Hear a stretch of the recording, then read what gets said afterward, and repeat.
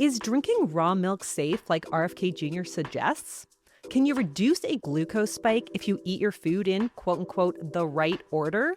I'm registered dietitian Abby Sharp. I host a nutrition myth-busting podcast called Bite Back with Abby Sharp, and those are just some of the questions I tackle with qualified experts on my show.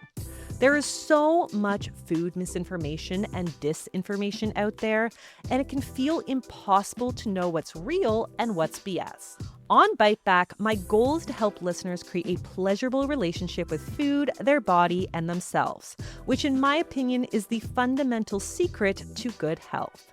Listen to Bite Back wherever you get your podcasts. The city of angels, the city of protests. Trump sends the National Guard to Los Angeles. This is Now You Know. I'm Rob Snow. The answers you need from the people in the know. This is Now You Know with Rob Snow on News Radio. What do we want? Justice! When do we want it? Now! And if we don't get it, shut it down! If we don't get it, shut it down! We don't get it, shut it down! Downtown Los Angeles is mostly a no-go zone today. Protesters have been clashing with law enforcement for days. Demonstrations that were sparked by raids by immigration officials known as ICE, Immigration and Customs Enforcement. About 300 National Guard troops are on the scene after U.S. President Donald Trump deployed them, he said, to protect federal personnel and property. It's the first time a U.S. president has called in the National Guard without a state's request or consent in decades. The Trump administration is also prepared to deploy 500 U.S. Marines to the city. Trump's so-called border czar is Tom Homan. He says these protests won't stop his officers from doing their jobs. Look, we're going to continue doing our job. And yesterday we got 118 arrests. I was out here yesterday to kick off this operation. And what people aren't talking about is I served several warrants yesterday. These were criminal warrants. This is a criminal investigation. And today we're continuing operations. They're not going to shut us down. We're out there right now doing operations. We're going to keep doing operations. We brought in more resources to push back the protesters, but I'll say it again, a serious warning. You can protest all you want. You got your First Amendment rights. But if you cross that line of impediment, or you're putting hands on officers or destroy property, you will be prosecuted. There's zero tolerance on crossing that line, and that's what we're standing by. We're bringing more resources as we speak. We have more resources tonight. We're going to continue doing the job that American people voted Donald Trump in office to do, and we're not going to apologize for doing it. The governor of California is Gavin Newsom. He's a Democrat, and he accused Trump of trying to manufacture a crisis. Where's your decency, Mr. President? Stop. Rescind this order. It's illegal and unconstitutional. And I said it, I'll say it again, it's immoral. You're creating the conditions that you claim you're solving, and you're not. And you're putting real people's lives at risk. This is a serious moment, and it requires serious leadership. And it's time for you to be a commander-in-chief of the United States of America. And I will have your back if you want to work in a relationship of trust and truth in the spirit of our founding fathers. But you come after poor kids, you come after families, we will do everything in our power to stand up and stand in your way. Newsom would go on to say he wasn't informed by the White House that National Guard troops would be deployed, something he called a serious breach of state sovereignty. I got a call from a staffer, no heads up whatsoever. And again, we're here to support local law enforcement. There's a mutual aid process. Local law enforcement had no needs. They were not requesting any additional resources. I've got 100 now. I have 175 CHP officers, technically trained officers, tactical teams to address Donald Trump's mess. We are here to support local law enforcement, the sheriff's office, LAPD, but they didn't need that support. He made this up. This is a manufactured crisis in order to get under the tent to start to stretch credulity and to begin the process of moving inevitably towards a constitutional questioning crisis around posse comitatus. And it's, I think, inevitable. That's where he's going. Speaking to reporters just before boarding Air Force One in Morristown, New Jersey, U.S. President Trump was asked if he would invoke the Insurrection Act to deal with these protests. We're going to have troops everywhere. We're not going to let this happen to our country. We're not going to let our country be torn apart like it was under Biden and his auto pen. What is the bar for sending Marines? The bar is what I think it is. I mean, if we see danger to our country and to our citizens, we'll be very, very strong in terms of law and order. It's about law and order. Sending active Marines on the table, sir. Secretary has We're going to see what we need. We'll send whatever we need to make sure there's law and order. Mr. President, do you foresee those protests spreading to other cities, Chicago, New York, for example, in the next few days? Yes, we're going to be watching it very closely. And when they spit at people, you know, they spit. That's their new thing. They spit, and worse, you know what they throw at them, right? And when that happens, I have a little statement. They say, they spit, we hit. California Democratic member of Commerce Maxine Waters called Trump's actions in Los Angeles cruel, called Trump a dishonorable human being, and she called for people to hit the streets. They've targeted our city. This is a sanctuary city, and Trump is after us. And so I want the people to hit the streets and to show that we care. I want all of the elected officials out here. I want the crowds to grow and grow and grow. We learned a lot in the civil rights movement about how to use our voice that's guaranteed to us by the Constitution of the United States. And I'm hopeful that that will happen. And I'm hoping that we as elected officials will use all of the power that we may have in order to make sure that people are just not mistreated. My message to the White House is, Trump, I wish I could tell you you should be ashamed, but you have no shame. You are a dishonorable, dirty, cruel, crooked human being, and you have tried to intimidate the city of LA. You don't like us. We are a sanctuary city, and if you had anything right in your head, you would call it off, but you're not going to call it off. I know what you want. You want martial law. You want to be able to use the power of the presidency to show that you can do whatever you want to do. And so we don't want any martial law here. We don't need it. We don't need any guns here. And if I thought for 1 minute that you would change your mind, then I would say, please change your mind. But it's going to take the people in huge numbers telling you, you better change your mind. Waters wasn't the only person suggesting that Donald Trump wants to impose martial law. Senator Bernie Sanders told CNN that Trump wants all the power. We have a president who is moving this country rapidly into authoritarianism. He is suing media who criticizes him. He is going after law firms who have clients who were against him. He's going after universities that teach courses that he doesn't like. He's threatening to impeach judges who rule against him, and he's usurping the powers of the United States Congress. This guy wants all of the power. He does not believe in the Constitution. He does not believe in the rule of law. At least 27 people were arrested in Los Angeles yesterday for charges relating from throwing Molotov cocktails to ramming a vehicle into a police line. The LAPD is asking businesses to report any looting. These are the largest protests in LA since 2020, when there were protests over the death of George Floyd. I'm Rob Snow. This is Now You Know. This is News Radio.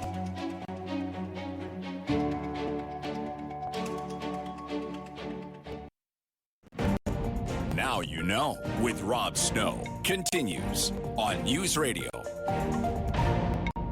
What is happening with the Canada Disability Benefit? It was supposed to be an extra $200 a month.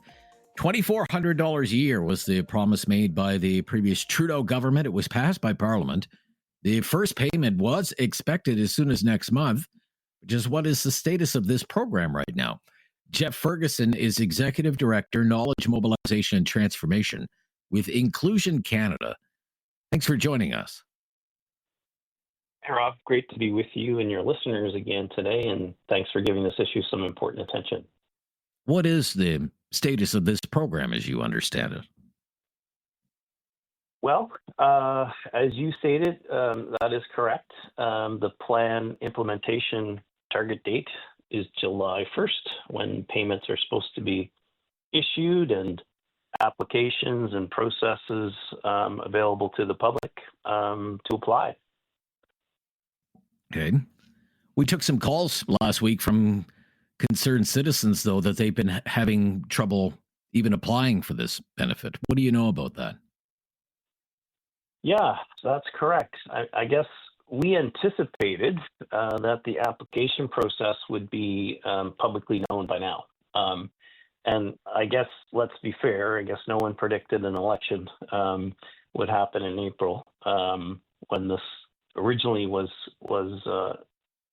received royal assent, I guess, when the bill received royal assent, and the plan was July 1st, 2025 for rollout. Election happened. So obviously that will slow down government a bit. That being said, election was April 28th, I believe. So we anticipated seeing something available to the public in June. Here's the process to apply. Here's what you need to do, X, Y, and Z.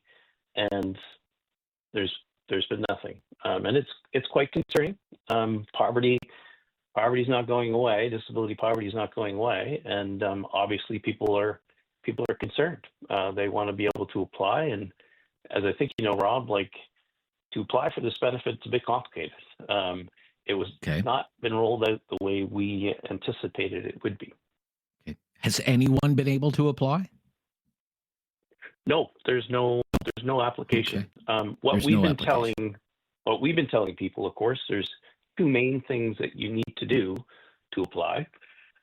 One, you need to be able to file your income taxes in the previous year. And the second, you need to apply and be approved for the disability tax credit. Those are the two main things, and that can happen today while we wait for the application for the Canada Disability Benefit. Okay. Has the government given you any update when it expects the application process to begin? We've heard nothing since before the election was called. We've been requesting, and we're hopeful that even potentially this week we may hear what the plan is.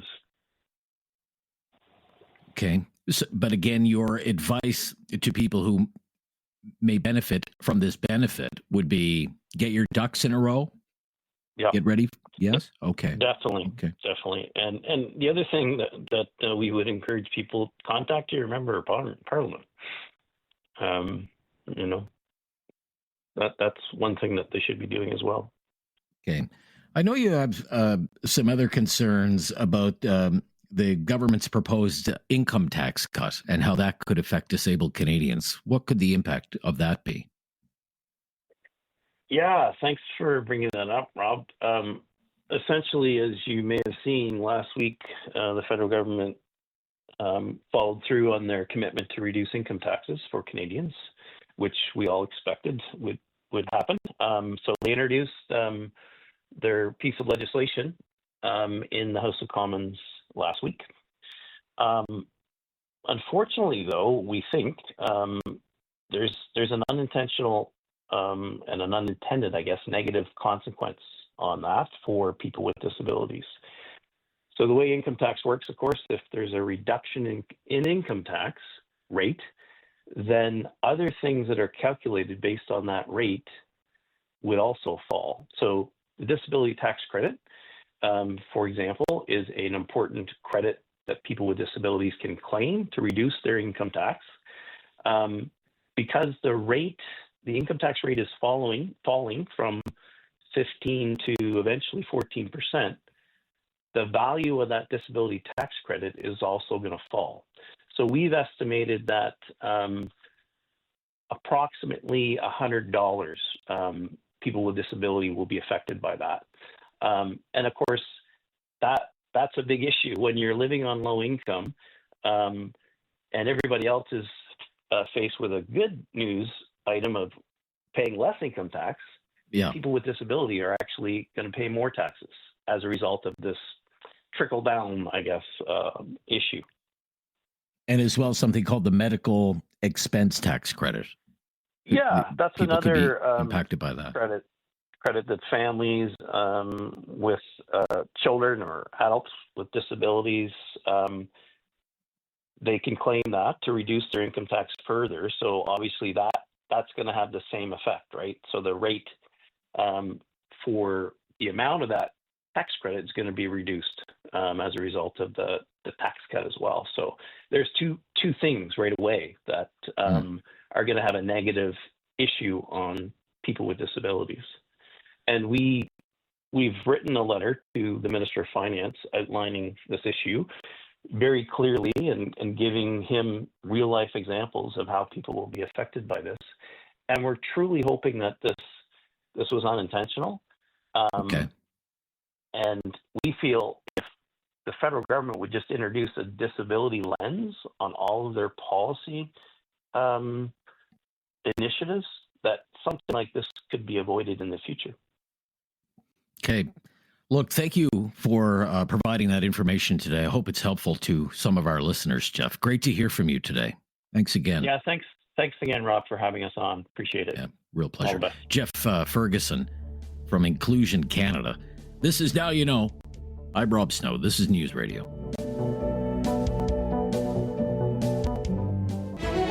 The Newsday panel.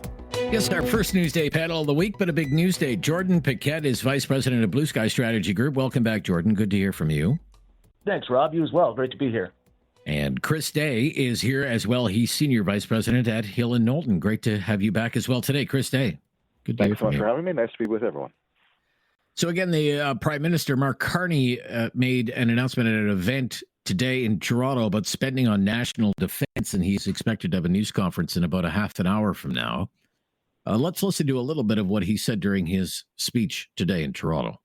The brave women and men who are protecting our sovereignty do not have the resources they need for a riskier world.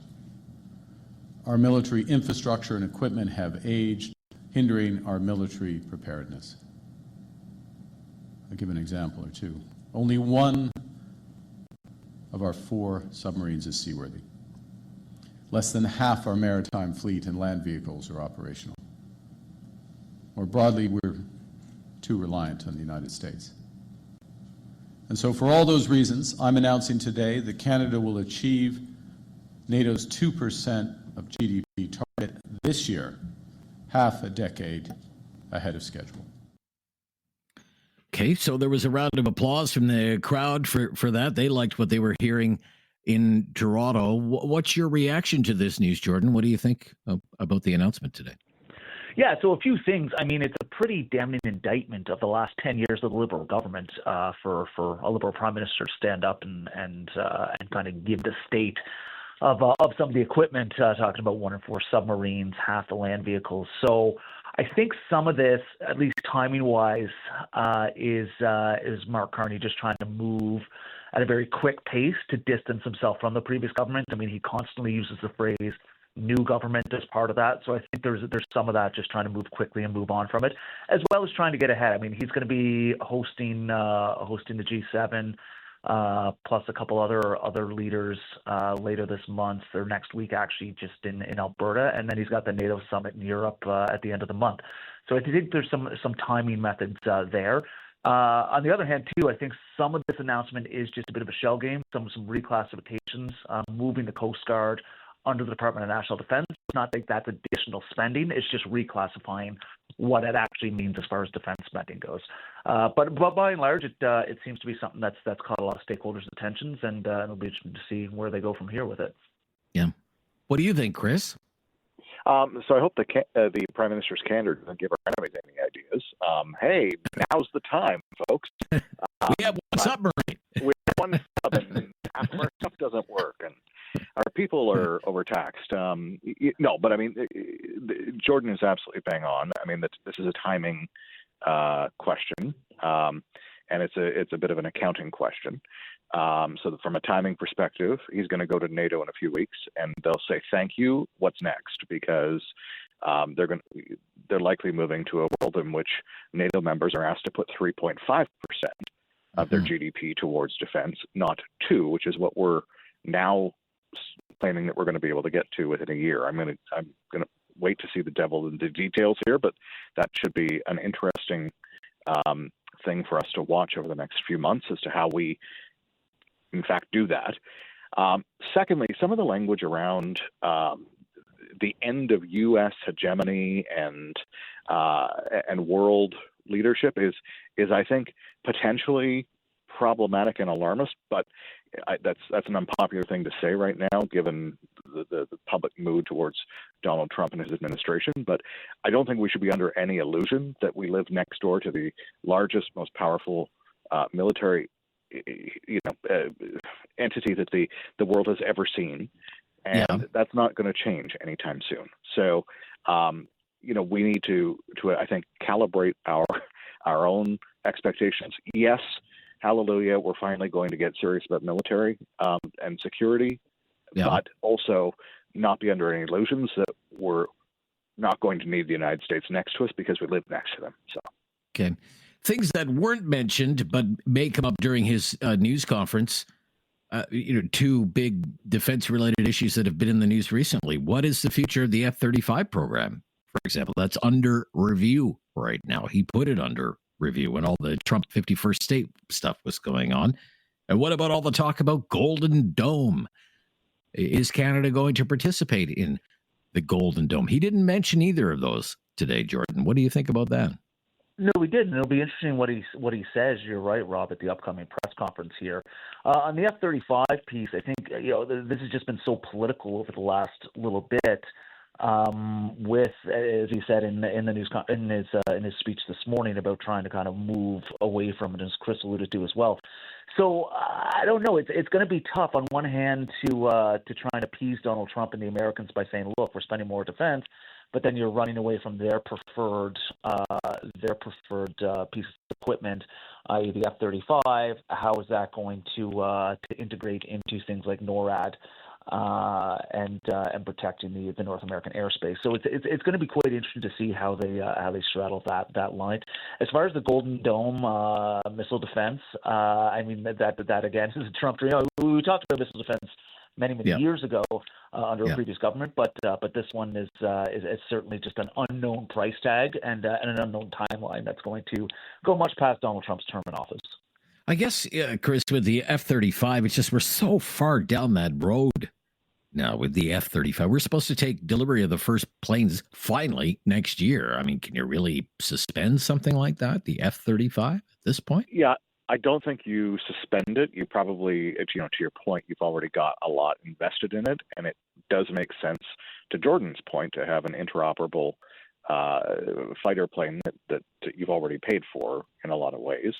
The problem is that there are some speculations that that fighter plane could be something the U.S. turns off if they decide to, without our knowledge. So do you put all your eggs in that fighter plane basket? Perhaps not, and maybe that's what we're going to see this government shift to. But I mean, let's not be under any illusions here. We do need fighter planes, and the ones that we have are aging quickly, rusting out quickly. So we do need replacements, and we need them much more quickly than we've been able to get. We took the first delivery of the F-35, the CF-18 in 1982. Anybody still driving a car from 1982? No, but we expect our Air Force to fly airplanes that were delivered in 1982. My goodness gracious. I wonder if they have cassette decks. Maybe they're listening to Duran Duran. 8 tracks, maybe. Yeah. Mark Carney, not known for sound bites, but has generated a few in recent days. This was on Friday. The big story then was projects in the national interest. And he made these remarks. Let's listen here. We will not impose a project on a province. We need consensus behind these projects, and we need the participation of Indigenous people.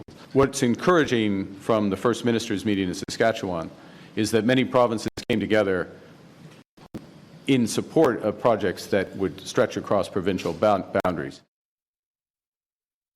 So with that, did Mark Carney give a veto to every province and First Nations in the country to a project that might be in the national interest? What would you say, Chris Day? No, I don't. I think what he was saying there is, hey, we just want a bunch of seats in Quebec and lower mainland BC, where we need to keep a constituency of people who may not like pipelines happy.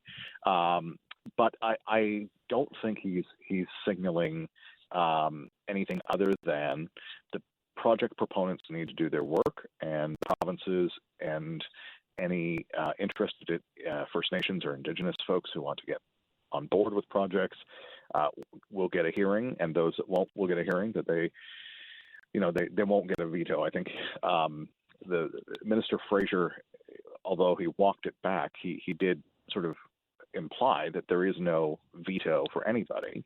Right. And if you do consultation properly, then veto may not even enter into the conversation at some point. So, I think you're looking at ways of undoing 10 years of not doing, and right. And trying to move something forward more quickly. It's going to get messy from a jurisprudence perspective, but it has to happen. And so finding ways to make these projects acceptable and palatable for as many people as possible is the first step towards that. Okay. A little more optimistic than I thought you would be, Chris. Let's hear from Jordan. No, I'm not. Look, he's saying much better things than former Prime Minister Trudeau on this to give sense for more optimism. But at the same time, given that he's been sort of speaking out of both sides of his mouth on this issue, depending where he is, whether he's in Alberta, whether he's in Quebec, he seems to sing a bit of a different tune and a little more forceful in one sense or the other. So obviously it is Canada is a very difficult place to get some of these major projects built. But what I'll be looking for to see, and Chris is right, proponents really have to come out and do their work on this. But if, as the Prime Minister, he's willing to get behind and champion some of these projects, whereas the previous government was all too willing to move the regulatory needle, make it almost impossible that people would just have to abandon it. I want to see if the Prime Minister is actually going to back up his work with some action and actually get out there and be part of selling these projects, be part of convincing Premier Eby in BC that this is in the national interest, be part of meeting with some of the Indigenous communities, do the same thing. That's really going to be the test of his leadership on this, and I think what a lot of people in the industry will be looking for. Okay, very interesting. There's going to be a lot of new offices in Ottawa these days. I mean, there's going to be this office that he says it will review projects and have an answer within 2 years, projects that are in the national interest, like a specific office that does that. He's promised an exclusive kind of office for housing, a new housing authority, like outside of the realm of Canada Mortgage and Housing, a new housing authority. And as well, now we learn today about this new office for national defense procurement. So I don't know. It's interesting the way he sort of sees this. There's going to be maybe even more siloing within the government. You're going to oversee procurement. You'll oversee housing. This office will be in charge of national projects. What do you think about this? All these little new offices that he wants to create, Chris. Well, some of the most terrifying words to anybody outside of the city of Ottawa that there are in Canada is, "I'm from Ottawa. I'm here to help." Right. The other thing that I find interesting about this approach is very rarely in the history of bureaucracy have you made things easier by creating more bureaucracy. So I think this risks, if you don't do it properly and take and give both the people and the authorities and the processes, make those right sized for what you are trying to do, then you really run the risk of just creating or recreating issues that have been there for a long, long time. Yeah. A quick comment on that, Jordan? Yeah, no, I agree with Chris here. I mean, if this is about just adding another layer in addition to what is already in government now, then it's going to be completely counterproductive. But if these are meant to sort of replace some of the bureaucratic hurdles that are in there now, then I'll be very open to seeing what that would be encouraging.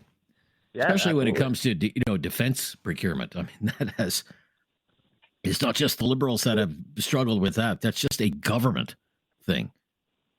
delays when it comes to defense procurement. Well, you never like to see news headlines about your political party or your leadership, and the pollster is saying your support has plummeted since the election, and yet those are the headlines greeting Pierre Poilievre and the Conservatives today. Support for the Conservatives and Pierre Poilievre has plummeted since the election. What do you think explains that, Chris Day? Well, I've seen different polls, some that have better numbers than others, but I don't think this is anything to worry about for the Conservatives at the moment. Everyone's taken a chill pill, as evidenced in Parliament last week, and nobody's in a rush for an election anytime soon. Pierre Poilievre is focused on getting back into the House of Commons, which will give him a platform that he is lacking right now. One thing I will be keeping an eye on is not so much the horse race stuff, but also the sentiment pieces. And some of the polling there is very interesting since the election, in that people think differently of this government than the previous, in that they're demonstrating a bit more competence, they're demonstrating some action, and people like that, perhaps not surprisingly. So if that continues, that could potentially be an issue for both the Conservatives and the NDP. The Conservatives, in that Mark Carney's trying to eat their lunch on the sort of centrist voter side of things, and the NDP trying to get back in the game in any way, shape, or form as they look for a new leader. Yeah, so Nanos has it at basically 42 for the Liberals, 36 for the Conservatives, the NDP at 10, which is better than the 6 they got on election night. And as for preferred prime minister, Carney at 47, Poilievre down to 28. What do you think is with these numbers, though? The Conservative support slipping a little bit here, Jordan. Yeah, I mean, it's not completely unusual after an election that the winning party and the winning leader has a bit of a honeymoon period. Other parties kind of go down, but by and large, I mean, Poilievre obviously seems quite secure in his leadership.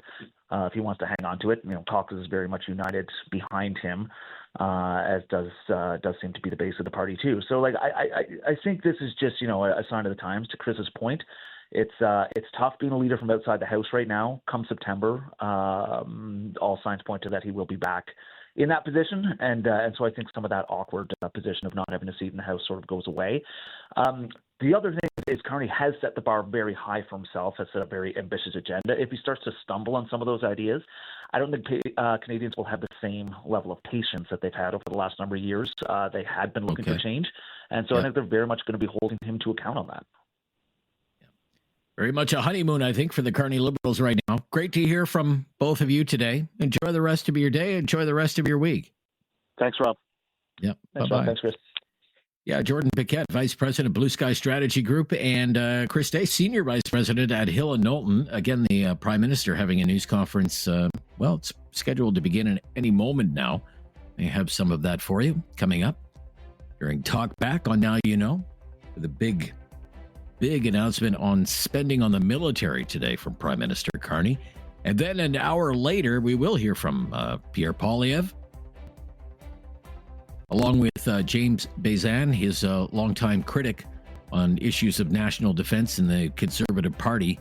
And they're talking about spending on national defense today as well. Talkback, though, is coming up. It's time to talk back. On Now You Know with Rob Snow. Call now. And have your say. 1-833-668-2577. Welcome to Talk Back. 2 hours of debate and discussion on the big issues of the day. Today's topic, national defense, spending more on national defense, with Prime Minister Mark Carney making an announcement today about spending on national defense. He's in Toronto today, where the federal government announced that it is going to do the biggest increase in defense spending since the Second World War. And it means, according to the Prime Minister, that Canada will hit the NATO spending target of 2% of GDP this fiscal year, something that wasn't supposed to happen for another 6 years.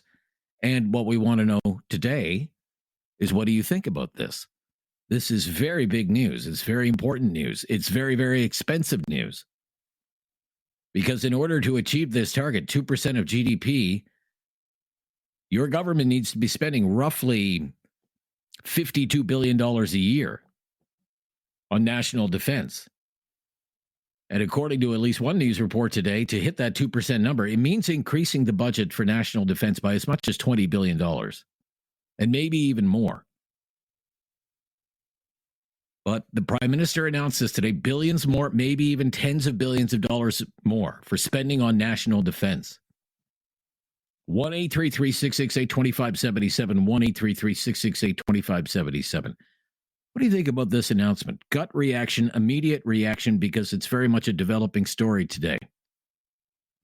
Does it meet with your approval or not? What would you say? Would you say something like, I mean, is this the way you're leaning? It's about bloody time? And we should be meeting our NATO target of 2%? We haven't been doing that. We've been a freeloader. Some have said, Canada, you're a freeloader when it comes to spending on national defense. And it's about time we took spending on national defense more seriously. Our military personnel deserve more money, and they deserve the best equipment money can buy. Is that the way you're leaning? Something along those lines? Or would you say we shouldn't be doing this? It's far too much money. The government's already running a big budget deficit. It should be trying to figure out ways to save money, not trying to find ways to spend more money. Or maybe you think if the government is going to spend another $20 billion or even more on something, then there are other things the government should be spending that money on. Maybe you have different priorities other than the Canadian Armed Forces. Fair enough. Maybe you'd rather see that money go into more affordable housing or old age security or better programs to help low-income Canadians or more money for health care or. It could be any number of things, I suppose. But we would really like to know what you think about this. It is being called a historic announcement, and the Prime Minister is taking questions about it right now. We'll have some of that for you. But here's another question for you. Along the same lines, it appears now that the government is going to spend a lot more money on national defense. And if that's the case, where would you like to see the money go? For example, the Trump administration, as I'm sure most of you have heard, is touting this Golden Dome thing, this Golden Dome missile defense system. And Trump threw this ballpark number out there. It would cost Canada $61 billion to be part of Golden Dome. The White House says that project is going to cost $175 billion. As experts say it's going to cost a lot more than that. But what about something like that? What if it means spending money on the Golden Dome project being promoted by Trump? What about the F-35s? You know, Canada is supposed to buy 88 of those fighter jets made by Lockheed Martin. There's been some suggestion, hey, we shouldn't be buying those aircraft. Lockheed Martin's an American company. A lot of the technology is controlled by the Americans. And given the way Trump has talked about Canada, we should find another fighter jet to buy. Maybe a fighter jet made in Europe. What do you think of that idea? It's a big purchase. It's been a real political football in Ottawa. It's almost $20 billion just for the aircraft. When you take in all the maintenance and everything, it's closer to $75 billion. But should Canada be buying those aircraft at all? And bigger picture, if we're going to be spending an extra $20 billion a year, who knows, maybe even more money in the years to come, what should the government be spending that money on? What shouldn't it be spending that money on? What would give the taxpayers bang for the buck? If you're going to spend it on national defense, what would you avoid? What would be your advice? It's kind of a two-parter today. Spending on the Canadian Armed Forces, on the military. The government is now committed to spending billions, maybe even tens of billions of dollars more on national defense. Do you support that? Do you think that's good news? Or do you think it's bad news? Misguided, maybe. And if the government is going to spend all that money, what should it be spending the money on? And what shouldn't it be spending that money on? 1-833-668-2577. That's our call-in line. If you've never called before, just mention that. We'll make your call a priority today on Talkback. First one of the week. I'm Rob Snow, and this is News Radio. Tony in Okotoks up first today and for the week on Talkback. Yeah, hi, Hello, Rob. Tony. Hi, what do you think? I'm a conservative. I've been a conservative forever, and I totally support that spending. Okay. And I think it's been long overdue for, all the decades where our politicians of all stripes have been, rattling the saber about how we're there for the world, blah, blah, blah. And we aren't really. So I'd support the spending, and I suspect there's a dozen different reports that have already reviewed where the spending should go. Most recently, Anita Anand probably put one out, and then she was laterally shifted off into oblivion. But her report's probably relatively thorough, and my spending targets would be supporting the military, like troop movement vehicles, etc., and aircraft, whether it's killer drones or actual jet fighters. I have no problem dealing with the U.S. They've got the best technology. We deal with them. Trump's going to be gone in 4 years, if not sooner.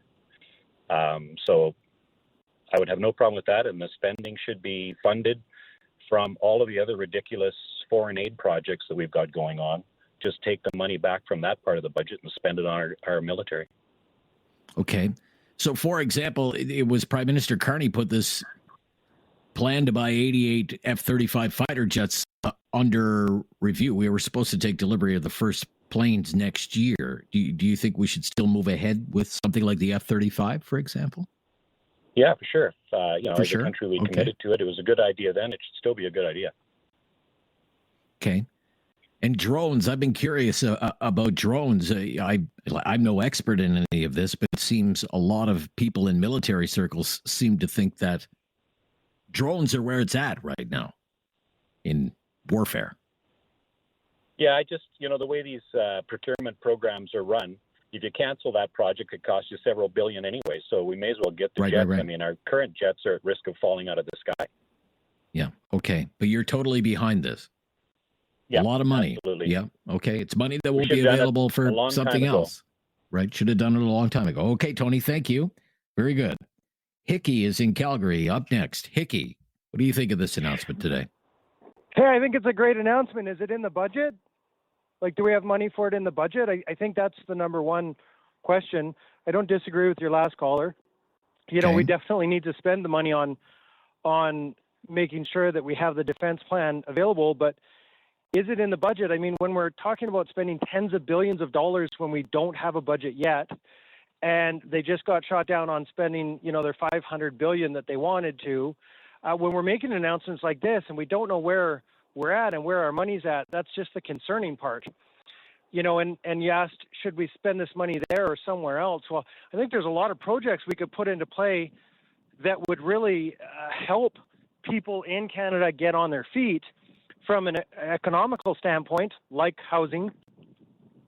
There's a lot of stuff where we can spend the money that would make a lot more sense. It doesn't mean I don't want to spend it on defense, but I think spending $20 billion on defense when we don't have clean drinking water in some of the indigenous, cities where we don't have, a lot of infrastructure. We don't even have to talk about pipelines or anything like that, but just at the end of the day, I think we could spend the money in a lot of other places, but we need a budget.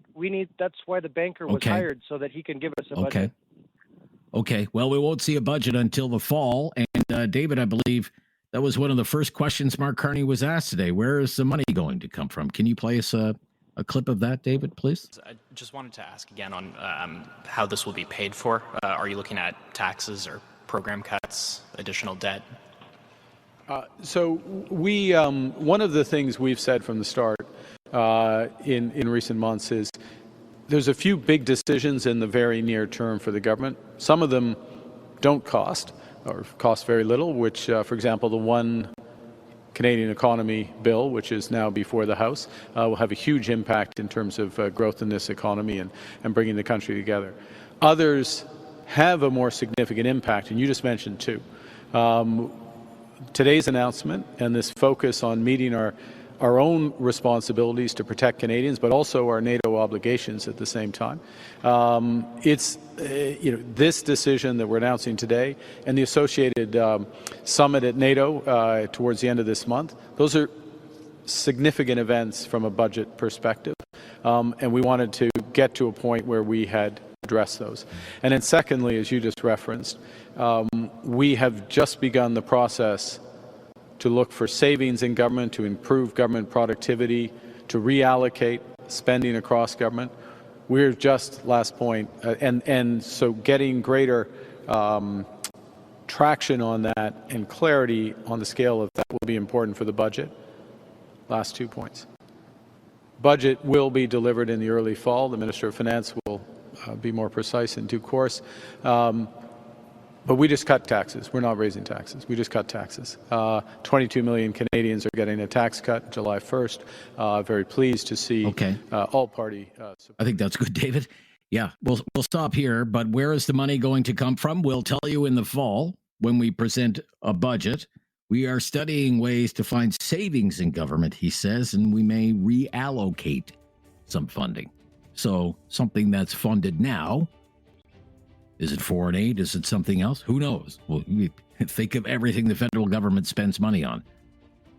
But there are things that the government spends money on now that will be reallocated so it can spend money on this, spending on national defense and the Canadian Armed Forces. Eric in Halifax up next. Hi, Eric. Hey, Rob. Good afternoon. Yeah, he's got my support because it's about time that we stand on our own 2 feet. Because when other countries come to our aid, and one of them in particular, Mr. Trump, they throw it up in our face. So if we can show other countries that we can stand on our own 2 feet, then and only then will we feel really good about ourselves. I'm sure to put us into debt, but to make money, you've got to spend money. So I mean, if we can get on our feet and bring up the stuff that we need, then and only then we will be better off. Okay, thank you, Eric. Yep, stand on our own 2 feet. Eric says, we know where some of the new money will be earmarked. Higher pay for members of the Canadian Armed Forces, new aircraft, although we don't know what kind of aircraft, new armored vehicles, ammunition, drones, more sensors to monitor the seafloor in the Arctic, repair and maintenance commitments for existing ships, aircraft, and other assets. One would think that would be budgeted already. More healthcare funding for forces personnel and funding to boost the Canadian Coast Guard, its reaching capabilities. Some of that in the announcement today. Dallas in Cambridge, Ontario. Dallas, what do you think of this announcement? Yes, sir. Yes, sir. What do you think? How you doing today? Just fine, Dallas. What's your opinion on this, please? Well, quite frankly, I want to double what the gentleman there just said. That yes, we need to enforce ourselves. Okay.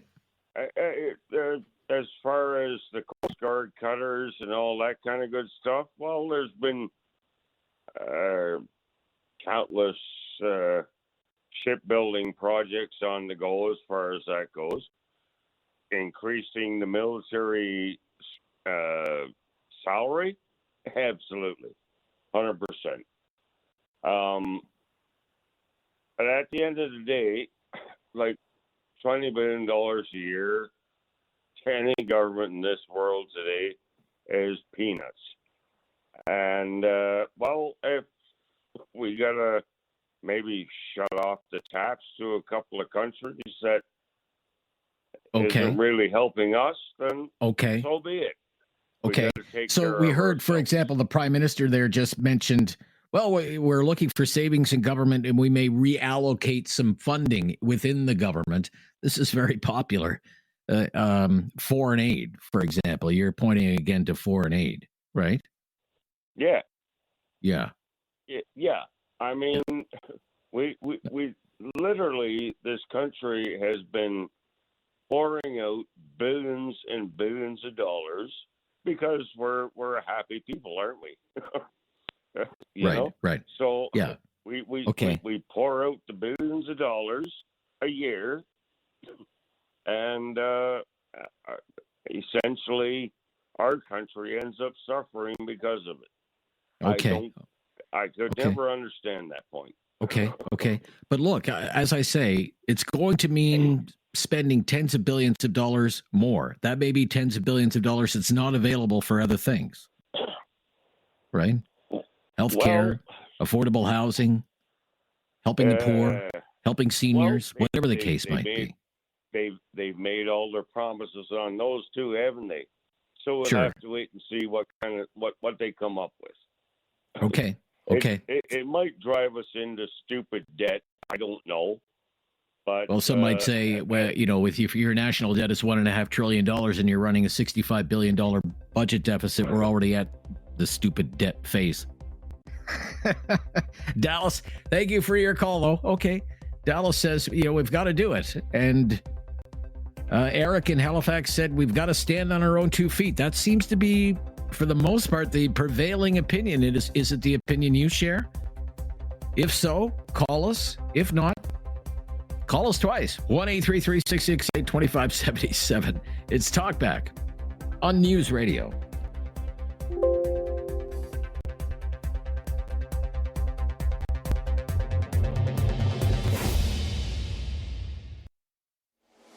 Have something on your mind you want everyone to know? Call now. Hello. 1-833-668-2577. It's Talkback on Now You Know with Rob Snow. We are talking about spending on national defense and spending a lot more on national defense. That's what this government plans to do, according to Prime Minister Mark Carney today.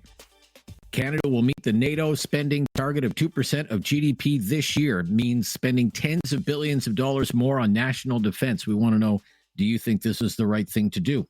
Michael in Cape Breton is up next. Hi, Michael. Yeah, well, Rob, I had a little faith and hope in Carney when he first come on the scene. Right up to about today, I'd say. I had a little hope in him. But are we ever going to evolve? We got more pressing problems in this country than any country in the world could want, and other countries in the world. Why go out and spend that kind of money to the industrial military complex to go make bombs and bullets to blow the head off of people? Can you make any sense out of that for me? Or are there any sense in it? Well, he's not getting my vote. I might not be alive by the next election, but he's not getting my vote just for coming out and making that silly statement. What kind of game are they playing anyway, Rob? Go and take the young people and retrain them. Put them in the trade schools and train them with all the trades that we got a shortage of now. Build the homes. Give them water. That are still trying to treat up north to those native people. Go up there and fix that. Train the people to go up there and do that right. We got enough problems in this country. We certainly don't need to be going spending billions of dollars to play Johnny Reb or everybody gets a little drone for Christmas. We got to get beyond that stage or nothing's ever going to change. Okay. You're in the minority opinion today, Michael, but I appreciate your call today. It's quite stark, though, when Mr. Carney outlined kind of the readiness of the Canadian Armed Forces right now. We have a clip of this. This is from his speech this morning. The brave women and men who are protecting our sovereignty do not have the resources they need for a riskier world. Our military infrastructure and equipment have aged, hindering our military preparedness.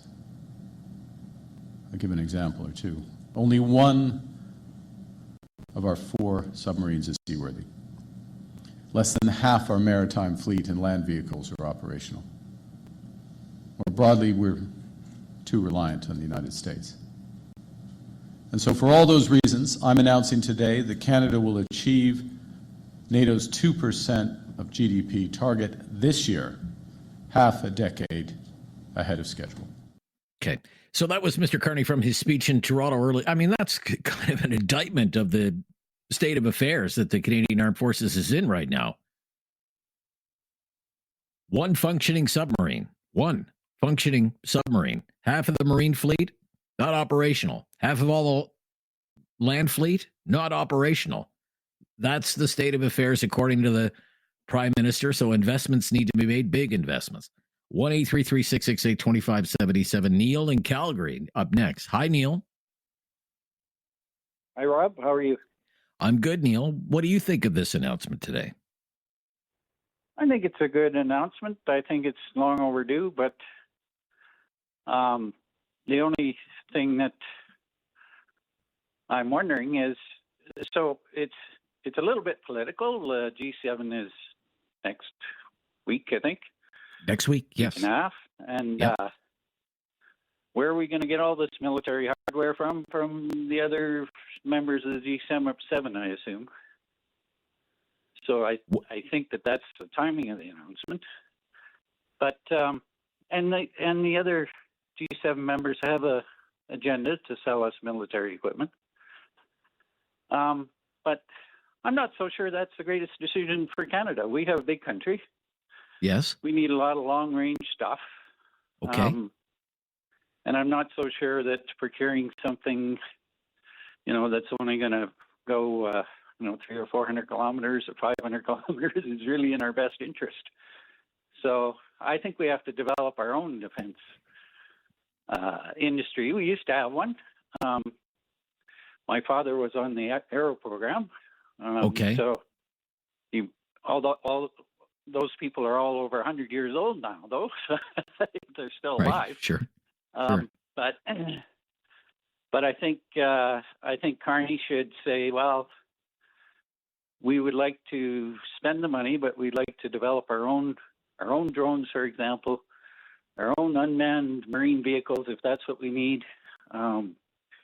Those kinds of things, I think, would be a great idea for Canada to develop some of their own weapons, because, as Trump rightly pointed out, the planes that you get from the U.S. aren't as capable as the planes that the U.S. military has.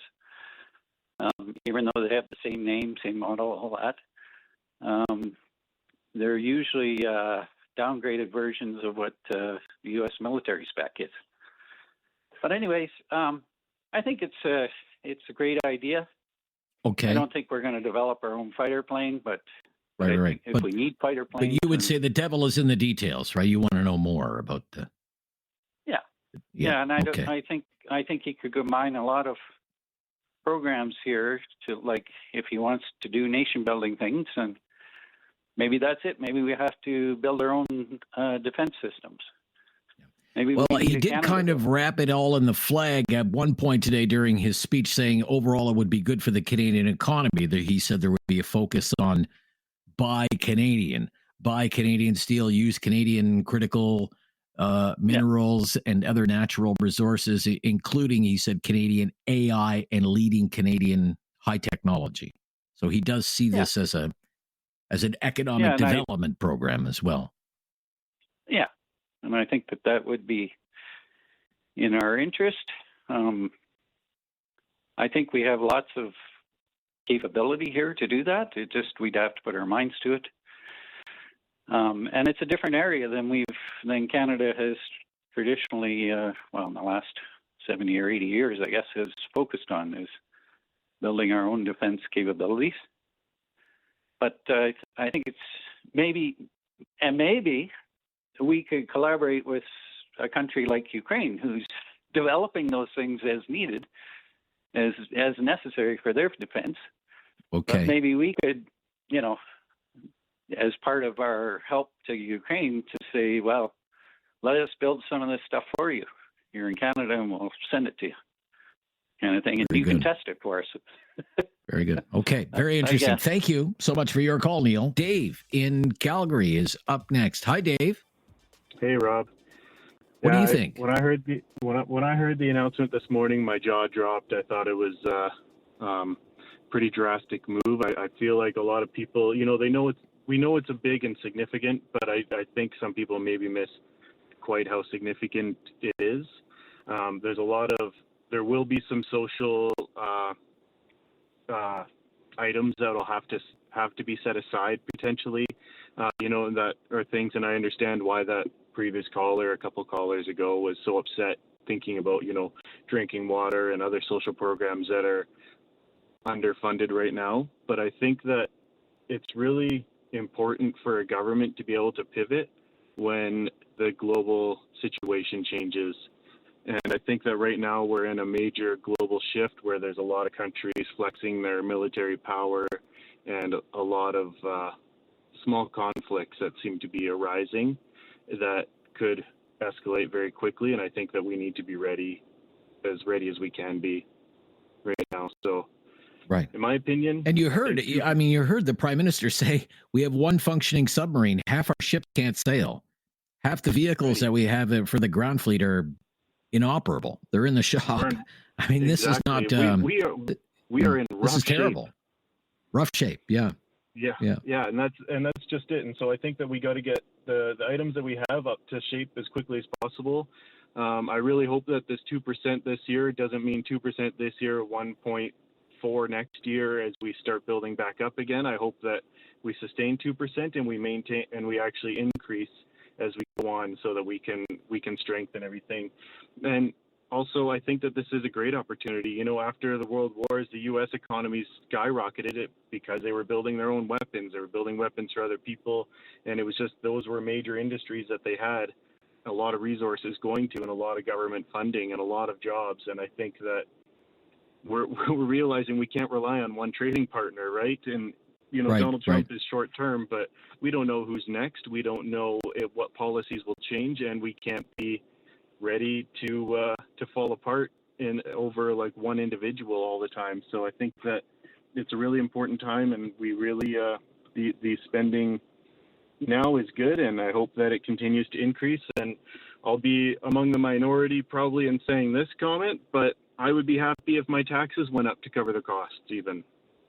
Okay. Yeah, I think you would be in the minority there. You could pay my share too, Dave. Okay. But the government Dave, you're needs going to be money. that generous. Thank you, though, Dave, for your comments. Mr. Carney was asked during this news conference within the last hour, what will this mean for spending on other programs and all the other spending commitments that you've made? Let's listen here. I wanted to ask you about remarks you made this morning. You mentioned the word sacrifice. There's a debate going in Europe about this rearming that's underway, and there's a lot of talk about the effect that's going to have on social assistance and healthcare and so on. You did use that word today. Are Canadians going to have to sacrifice something, future healthcare increases or something to pay for in the long term, not just 2%, 3%, 5% more spending on the military? Well, I think the first thing is that it underscores, and I also made this, thanks for paying attention to the remarks this morning, but also made this point right at the outset, is there's no true security without economic strength. And this is true for defense and security. It's true for our social programs as well. We can't redistribute what we don't have. And so the importance, and that's why this government is so laser focused on building the strongest economy in the G7. Okay. So he never really talked about what does that mean for healthcare, or what does that mean for spending on other social infrastructure. But he did mention sacrifices. We'll be right back. We'll stop here. We'll be right back. Get some more comments from you in the first hour here of Talkback. And we have another full hour, of course. Hour number 2 of Talkback still ahead as we talk about the big announcement today on spending on the Canadian Armed Forces. Tens of billions of dollars more every year. Your thoughts, please. Barbara is in Halifax. Hello, Barbara. Hi, how are you? I'm good, Barbara. Thank you. What's your opinion on Enjoying this? your show very much, as usual. Thank you so much. But I am actually not surprised, but shocked at the fact that our Army is in such a state, in our state of security. And I blame it solely on past governments. It has nothing to do with Prime Minister Carney, because he had nothing to do with it. Trudeau was all for helping out foreign countries, and we know every day all we hear about is the support for the Ukraine. Canada is spending billions to build up their army. In the meantime, our own army is falling to the side. That's a joke. That's a real joke to the world when the world finds this out. The millions of dollars that we send to other countries to build their army, meanwhile, our own army is falling apart. And that's how the past government has always treated Canada. Their focus has never been on Canadians, it's always been on helping others. It's like the housing development and the food banks we have. It's exploding across Canada. Meanwhile, every time you turn around, the government is sending money to help other countries, and that's what Trudeau is known for. That's my opinion. Okay, yeah, fair enough. Well, I mean, since 2022, Canada committed $19.7 billion in aid to Ukraine. It's a lot of money. You're not mistaken there. It is a significant sum of money. So you would view this as kind of a problem that Mark Carney inherited. Do you think it's a problem that this is a step in the right direction? He's moving towards fixing it? Is that what you think, Barbara? He has to do something to build up the army. We have to be stronger, and this is how he can do it. And he's the only premier we've had so far that's been focused on this, because, like I said, past leaders has never cared. They never put Canadians first. Never. It's all okay. We are second. All right. So you view it as a positive development then?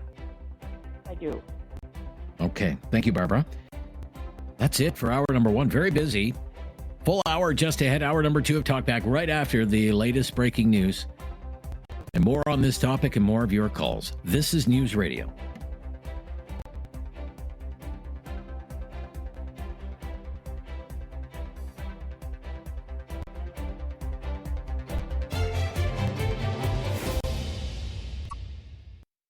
It's time to talk back. On Now You Know with Rob Snow. Call now. And have your say. 1-833-668-2577. Spending on national defense is our topic on Talkback today. A major announcement made today by Prime Minister Mark Carney, announcing his government is committed to spending billions, maybe even tens of billions of dollars more on national defense. And will meet, according to the Prime Minister, NATO spending targets of 2% of GDP this year. Wasn't supposed to happen for another 6 years. It's being called the biggest increase in military spending since the Second World War. Do you support this extra spending on the military? That's what we're asking. If the government's going to spend all that money, what should it spend the money on? What shouldn't it be spending the money on? 1-833-668-2577. Right back to the phones we go. Let's go to Valerie up next. Hi, Valerie. You're on the air. Good afternoon. I'll make hi, Valerie. Yes, I support the increase in military spending. I've been calling for it every time there's a federal election for the last 40 years. Reason being twofold. My background, among other things, includes my father was in the RCAF, and he worked with the Americans to maintain the distant early warning line in Canada's far Arctic during the Cold War. And just a quick reminder for your listeners who don't know, the premise behind that was that the DEW line station would detect the missiles, the nuclear missiles coming over from the Soviet Union towards the United States, and they would shoot them down over Canadian airspace before they hit the U.S. So that's just a little bit of background of my interest in the Canadian North. We have the 3 longest coastlines in the world, plus we have the Great Lakes.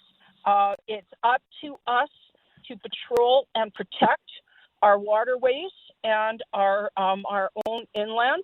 We had the second or third largest navy in the world after World War II.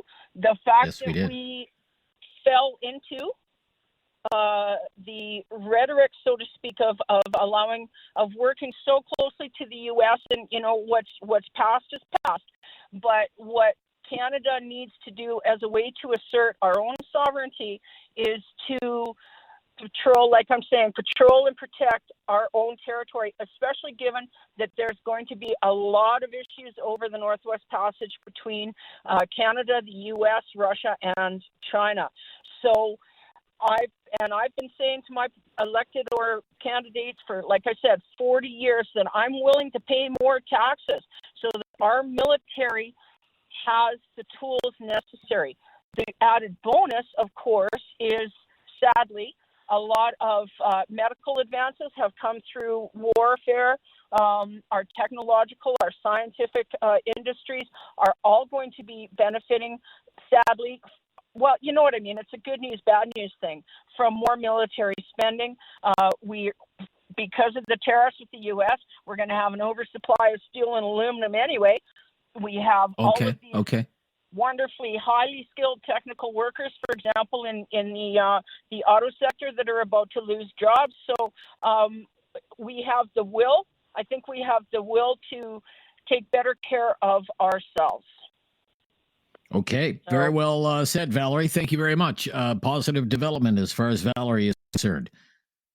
Wade is up next. Hi, Wade. You're up next in Sylvan Lake. Hello, Rob. Yeah, hi, Wade. What's your opinion? Well, I just kind of find it funny that the way Mark Carney is speaking, it's like he just recently discovered that we only had one working submarine. And I know this might be considered a conspiracy theory, but he was the puppet master for Justin Trudeau. And I'm pretty sure he knew what shape the military was in. And it was all planned out so that when he came back, you watch where all those government contracts are going to go. They're going to go to Brookfield or subsidiaries of them, and they're going to go to BlackRock. And that's really, or probably all the other WEF members that were in Davos, Switzerland. It's been planned. Okay. But given what he has said about the state of the armed forces, half the ships can't sail, half the ground fleet is inoperable, one functioning submarine. What are we supposed to do with this? Well, seems to me the United States was our biggest threat, according to Mr. Carney, and the United States was quite willing to, step up if we needed to be defended. And I guess, once you make your, once you bite the hand that feeds you, I guess then we're just going to have to pony up and take it. I guess he's probably going to, give a bunch of money to Europe, and somehow they're going to, I don't know, fly over here and protect us. Like it's such a pile. No, but there has been some talk that we could procure equipment from Europe, for example. Well, of course. Right? Well. Because that's what they want. That's what the WEF has been shooting for. Like, okay, I don't know. I don't know about that, but I thought the WEF wanted everybody to live in 15-minute cities and not own anything and just be happy. I know. It's okay. All right. You're freedom, saying, we need to be free. I get it. You're saying follow the money. Okay, if we're going to commit whatever, an extra 10, 20, 30 billion dollars, watch where the money goes, and you're saying it'll probably go to companies that Carney has connections to. That's what you're saying. Absolutely. And all right, fair enough. Think that, whoever is in a position to watch that should also be in a position to stop that. Okay. All right. Well, we'll see. They haven't spent any money yet, so we'll see what happens with it. Thank you. Have something on your mind you want everyone to know? Call now. Hello. 1-833-668-2577. It's Talk Back on Now You Know with Rob Snow. Military spending, major news story today. The government calling it the biggest increase in military spending since the Second World War. Tens of billions of dollars more for national defense, according to Prime Minister Mark Carney today, who vows that the country will meet the NATO spending target of 2% of GDP this year. Now, it should be noted, there's been a lot of talk that the reason the government is committing to finally hit the 2% of GDP target set by NATO is because NATO wants to raise that target. Here we are, we're going to finally hit 2%, according to the government. But NATO is saying, well, we're going to raise that target 3.5%, maybe 5%. And these days, Canada is spending less than 2%. By most estimates, it's around 1.4% of GDP. So the case could be made, we're committing to hitting 2%, just as the floor is about to be lifted by NATO. And we could still be viewed as a laggard. Now, the Prime Minister was asked about that today. Mark Carney, this is what he had to say. Mark Rutte, I think on Wednesday last week, NATO Secretary General said that we can forget about keeping ourselves safe with 2%, and allies now are discussing 5% overall of GDP spending, 3.5% directly towards defense. When will Canada meet those new numbers? And if not, what message does that send to our allies when we have just are now, I suppose, meeting 2%? Well, first, we are meeting 2%, and that is the NATO target as it is today. Secondly, as you just said, NATO allies will be discussing what, in addition, and there will be, we can see from our own needs, our own requirements over the medium term, that we will need to spend more, in our judgment, more relative to GDP. So we'll have discussions about how much that more is and what's the horizon over which to have those bigger numbers. And the Minister of National Defence was just at NATO in the last few days and had some of those discussions. Prime Minister Mark Carney today on, well, what about if NATO says 3.5% or even 5%? Discussions to come. Poland is already spending more than 4%. Estonia is spending more than 3%. The Americans are spending about 3.4% of their GDP. We are one of the lowest spending countries, not the lowest, but one of the lowest spending countries. When you use that 2% figure as a baseline of all the NATO countries. The other countries that aren't hitting 2% include Italy, around where we are, 1.5%, Spain, 1.3%. The Netherlands, Denmark, Norway, all 1.7%. France, 1.9%. Belgium, 1.1%. Canada, 1.4%. So first, certainly closer to the bottom than the top. Now the Prime Minister is saying we could hit that 2% target this fiscal year. But again, the point being, NATO might actually come along and increase the target. The top NATO official, the Secretary General, has said 5% not out of the question. And that's what he's going to be pushing NATO member countries to commit to at the next NATO summit. And the next NATO summit is scheduled for just 3 weeks from now, June 25th, The Hague in the Netherlands. But I listened to Mark Carney's speech this morning. We've played a lot of his news conference for you now. Talked about how the world is changing. He said large powers are becoming more imperialistic. Canada needs to be able to protect Canadians, protect Canadian sovereignty, live up to our international obligations. And as I say, he wrapped it all up in the flag at one point and promoted this as something that would be good for the Canadian economy, that his government would have a focus on buying Canadian steel, other Canadian products, Canadian technology. And as I mentioned, he outlined in pretty stark terms how depleted the Canadian forces is right now and how they don't have the resources to confront the world that is staring them right in the face. Mentioning that the current military equipment infrastructure is so old that we only have one seaworthy submarine. We have a fleet of 4. Only one of them is seaworthy. He said less than half the maritime fleet and less than half of our land vehicles are operational right now. And he said that we're too reliant on the United States. So the country has no choice but to make these kinds of investments. We have to catch up. We have to modernize, become less reliant on the United States. So it would appear that he's really pressing the fast forward button when it comes to spending on national defense. 2% this year, 6 years ahead of schedule. The previous Trudeau government said it would hit 2% by the year 2032. And now here comes Mark Carney, and he says, no, we're going to try to hit that this year. But what do you think? Because it's not going to be cheap. You know, he never did mention an exact dollar figure about what all this is going to cost. But 2% of Canada's $2.6 trillion GDP is $52 billion. And it could go a lot higher than that. Now, current estimates of how much we're spending, is all over the place. As low as 22 billion, 26 billion, maybe as much as 41 billion. It depends on what you're counting and what you're not counting. But whatever way you look at it, it's a big increase. And we'll all have to foot the bill. And it means we may have to go without on other things. It's a big deal. Huge price tag. Maybe it's another $10 billion a year, maybe another $30 billion a year. We want to know what you make of it all on Talkback today. Are you happy with the announcement?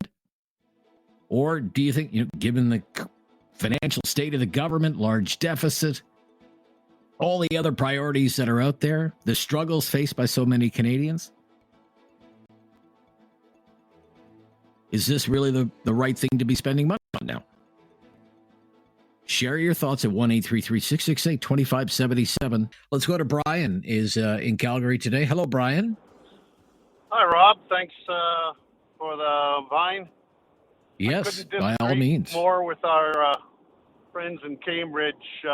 Okay. I think you better learn how to say ni hao ma or hi y'all, because our spending on the military is an embarrassment.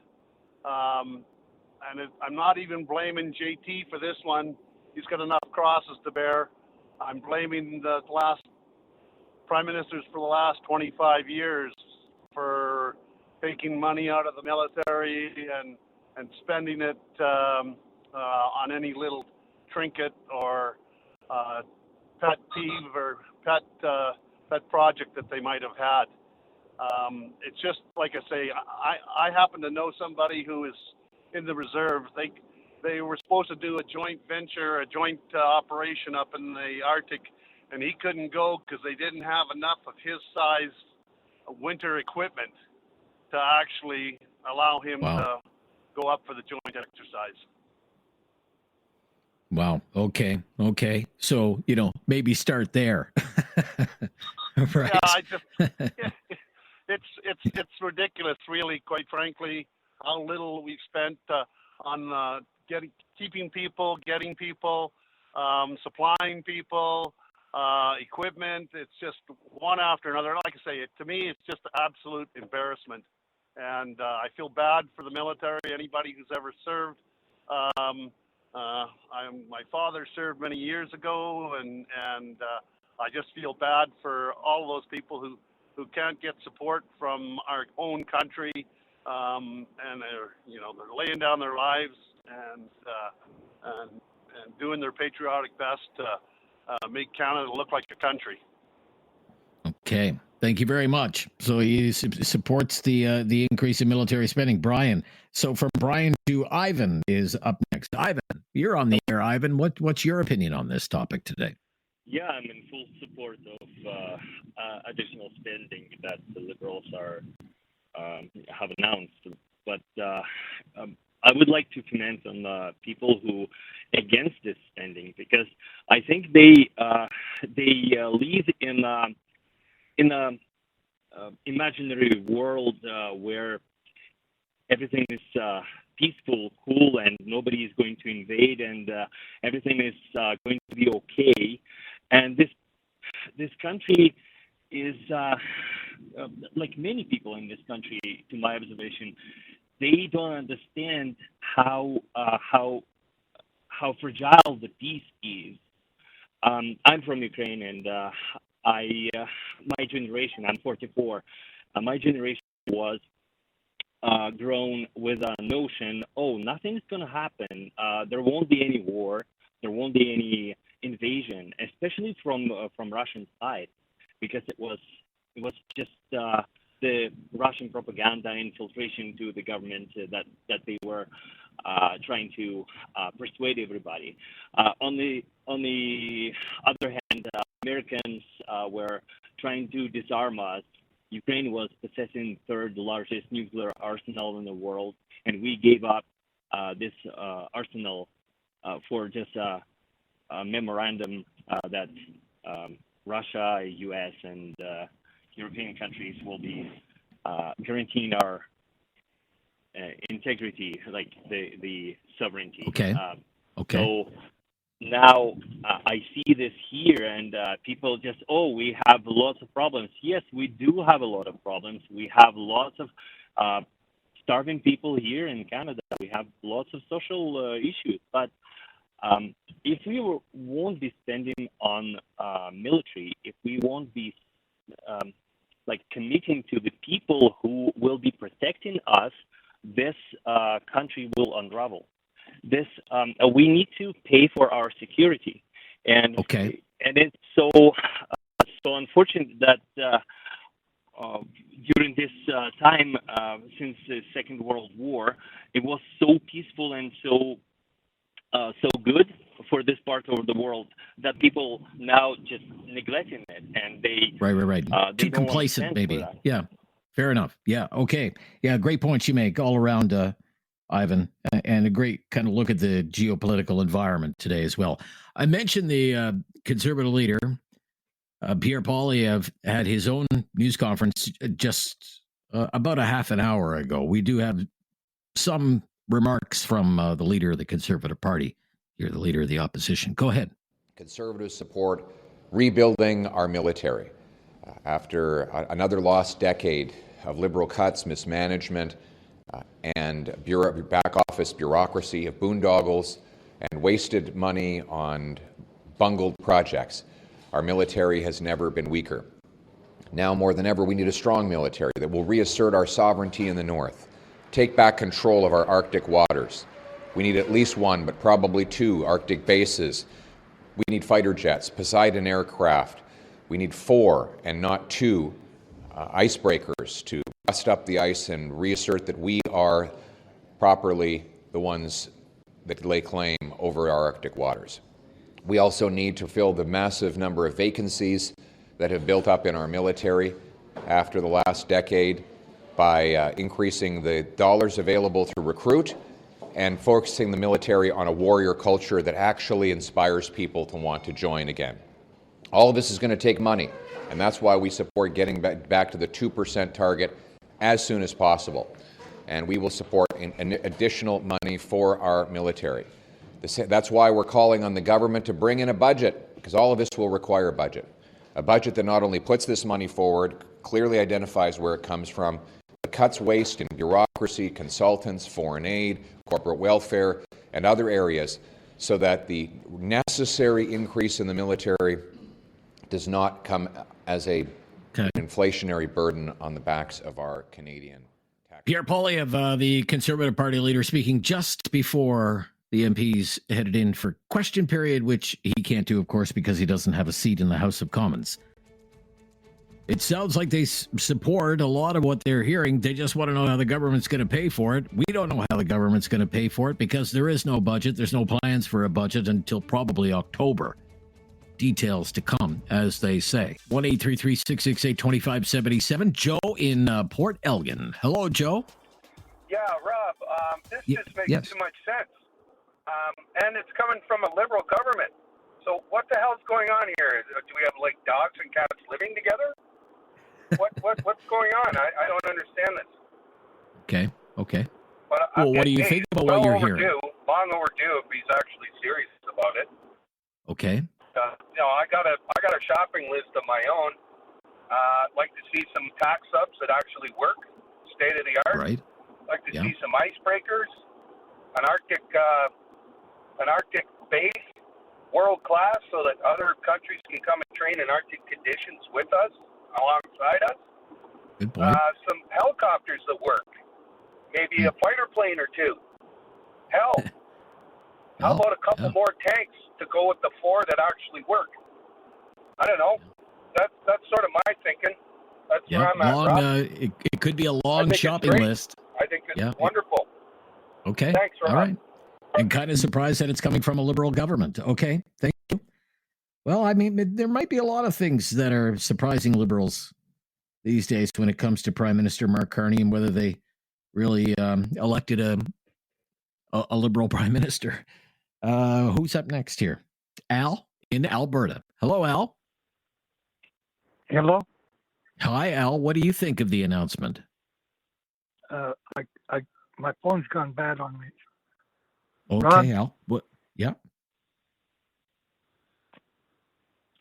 I'll have to call you back. Okay, you call me back, Al. I hear you just fine, by the way. But you call us back, and we'll put you on the air. Is it Dale? Yes, Dale's up next. Hi, Dale. Hey, good morning, Rob. How are you today? Yeah, I'm good, Dale. What do you think of this big news today on defense spending? You know what? I think it comes as a positive on a couple fronts. I am in support of, not only the increase in NATO spending, but the fact that we're going to be meeting and reaching and targets.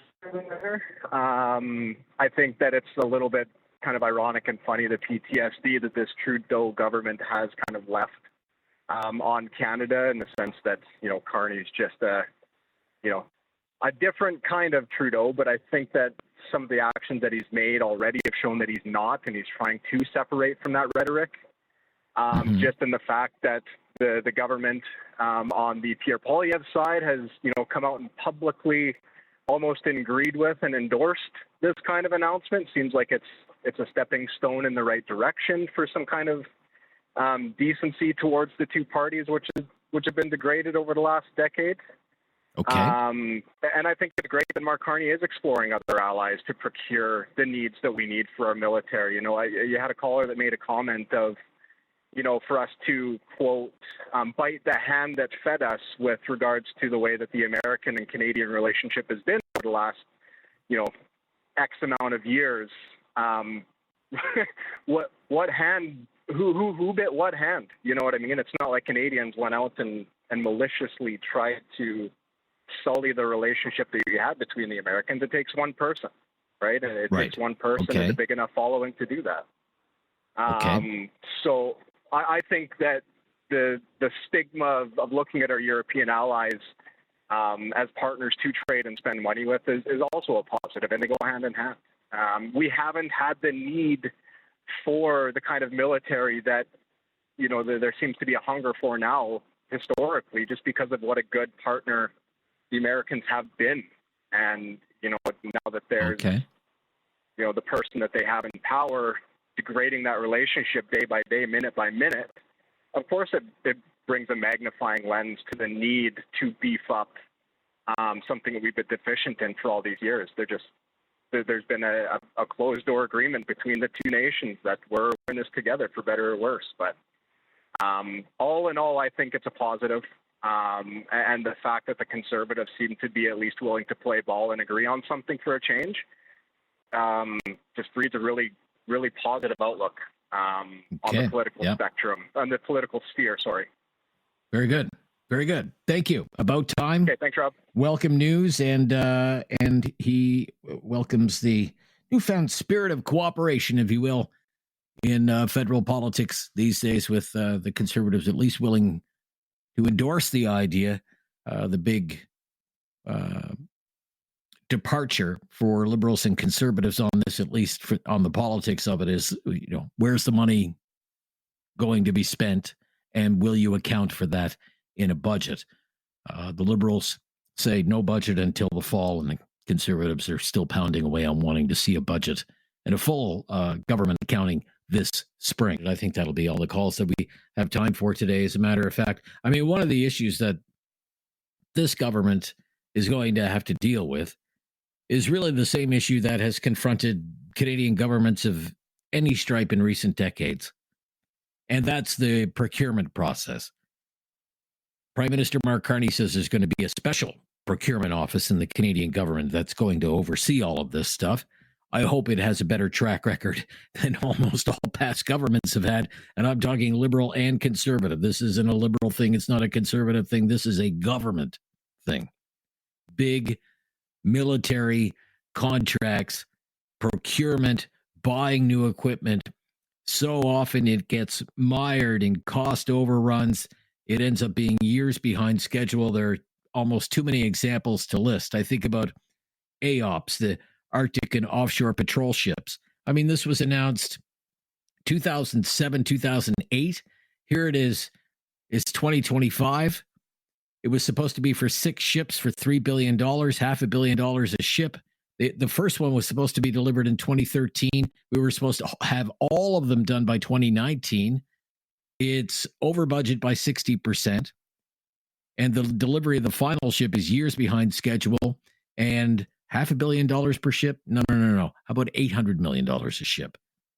Not including the maintenance costs. And then there's, of course, the F-35 program, which has been a political football in Ottawa and still is. That whole program's under review right now. We pledged to join this program back in 1997. And finally, in 2010, it was the Harper government that announced we would buy 65 of them at a cost of $9 billion. But there was a lot of backlash and politicking. There were worries that the plane only had one engine. It wouldn't meet Canada's needs. And Mr. Trudeau was the political candidate of the day. The Liberals won the election. They ran on canceling the F-35.